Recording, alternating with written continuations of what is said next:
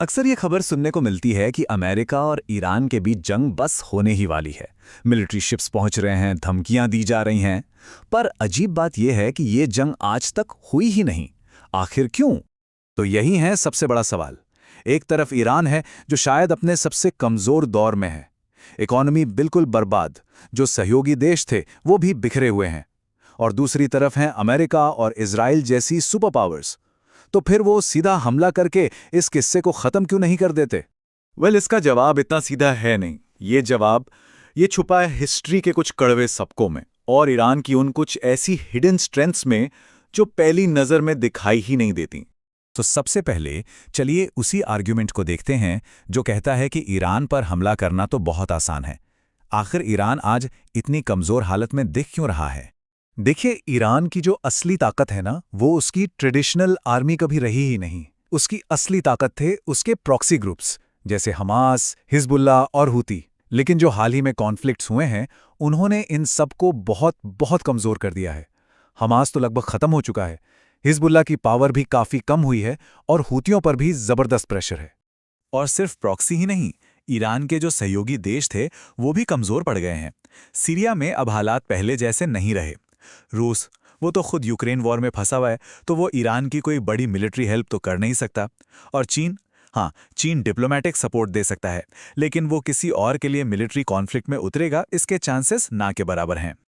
और इन सब चीजों के ऊपर ईरान की इकोनॉमी तो पूरी तरह से कोलैप्स हो चुकी है। सैंक्शंस ने उसकी करेंसी को ऑलमोस्ट जीरो कर दिया है। और महंगाई तो आसमान छू रही है। यहां तक कि देश के अंदर भी गवर्नमेंट के खिलाफ भारी गुस्सा है। तो हाँ, ईरान सच में अपने सबसे कमजोर दौर से गुजर रहा है।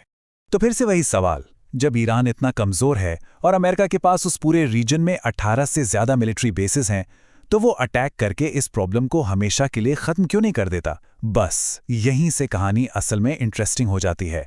वजह है हिस्ट्री। अमेरिका ऐसी गलतियां पहले भी कर चुका है और वो उन अनुभवों को, खासकर इराक और वियतनाम के सबक को, अभी तक भूल नहीं पाया है। इराक वॉर का एग्जाम्पल ही ले लीजिए।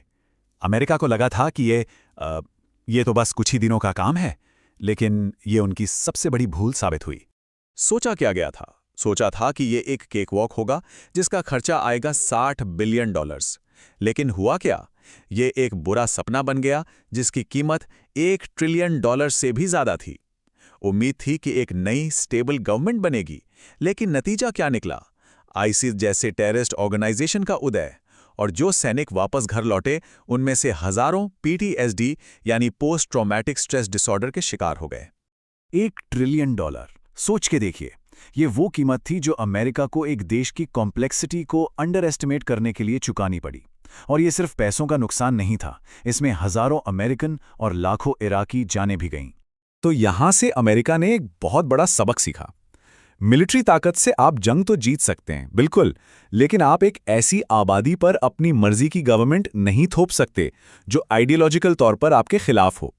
ऐसा करने से स्टेबिलिटी नहीं आती, बल्कि सिर्फ और ज्यादा इंस्टेबिलिटी पैदा होती है।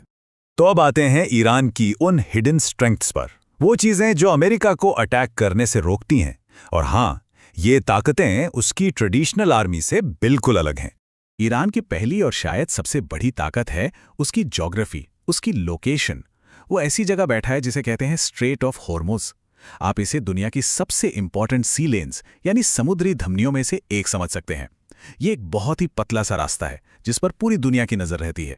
अब ये इतना जरूरी क्यों है? इसलिए क्योंकि दुनिया का लगभग 20% तेल यानी हर 5 में से 1 बैरल ऑयल इसी अकेले रास्ते से गुजरता है।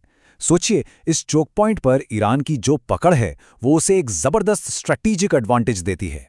अब देखिए, एक बात साफ है, ईरान शायद इस रास्ते को पूरी तरह बंद ना कर पाए, क्योंकि सऊदी अरब और यूएई जैसे देश ऐसा कभी होने नहीं देंगे। लेकिन वो यहां समुद्री सुरंगें यानी सी माइंस बिछाकर या अपनी छोटी फास्ट बोट से बड़े बड़े शिप्स को परेशान करके इस पूरे इलाके को डीस्टेबलाइज जरूर कर सकता है। और अगर ऐसा हुआ तो ऑयल की कीमतें आसमान छूने लगेंगी और पूरी दुनिया की इकोनॉमी हिल जाएगी। अब आते हैं ईरान की दूसरी बड़ी ताकत पर, और वो है उसका मिसाइल प्रोग्राम। उसके पास बहुत बड़ी संख्या में ऐसी मिसाइल्स हैं जो बनाने में सस्ती हैं लेकिन असर में बहुत घातक हैं। एक एस्टिमेट के मुताबिक ईरान के पास करीब 3000 मिसाइल्स हैं। अब इसका मतलब क्या है? इसका मतलब है कि वो एक साथ इतनी मिसाइल्स फायर कर सकता है कि दुनिया का कोई भी एडवांस्ड एयर डिफेंस सिस्टम उन सबको रोक नहीं पाएगा, ओवरवेल्म हो जाएगा। और इन मिसाइल्स की रेंज भी कोई कम नहीं है। कुछ मिसाइल्स तो 2500 किलोमीटर दूर तक मार कर सकती हैं। इसका सीधा सा मतलब ये है कि पूरा का पूरा मिडिल ईस्ट उनकी पहुंच में है। और सबसे जरूरी बात, इस पूरे रीजन में अमेरिका के लगभग 40,000 सैनिक तैनात हैं। ये सभी सैनिक और उनके मिलिट्री बेसिस ईरान की मिसाइल्स की सीधी रेंज में आते हैं। यानी किसी भी हमले का मतलब होगा अमेरिकन सोल्जर्स की भारी कैजुअल्टीज, और ये एक ऐसी कीमत है जिसे अमेरिका चुकाने के लिए तैयार नहीं है। तो इन सब बातों से क्या नतीजा निकलता है? यही कि जो असली लड़ाई है वो किसी और ही मैदान पर लड़ी जा रही है। अमेरिका इस कंक्लूजन पर पहुंचा है कि ईरान के साथ एक डायरेक्ट वॉर, भले ही वो उसे जीत ले, उसकी कीमत बहुत बहुत ज्यादा होगी।